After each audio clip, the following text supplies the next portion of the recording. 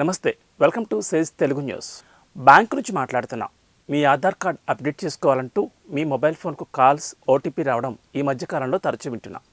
ఇటీవల కాలంలో మితిమీరిపోయాయి. దీంతో కేంద్ర హోంశాఖ రంగంలో దిగింది.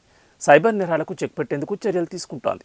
బ్యాంకులు, ఇతర ఆర్థిక సంస్థల పేరుతో మితిమీరుతున్న సైబర్ మోసాలకు అడ్డుకట్ట వేసేందుకు కేంద్రం కార్యాచరణ ప్రణాళికను రూపొందిస్తోంది.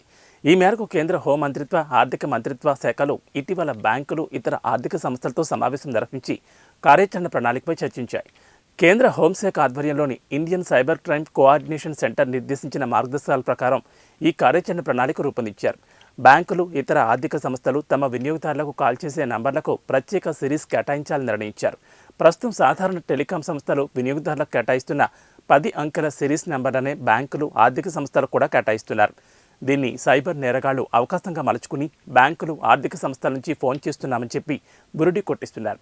2023లో అటువంటి మోసాలకు పాల్పడ్డ 1.40 లక్షల ఫోన్ నెంబర్లను సైబర్ పోలీసులు గుర్తించి వాటిని బ్లాక్ చేశారు.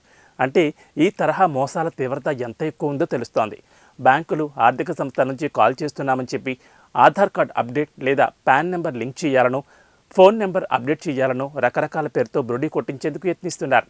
అవగాహన లేఖో, పొరపాటులో ఓటీపీ నెంబర్ చెబితే నగదు కాజేస్తున్నారు.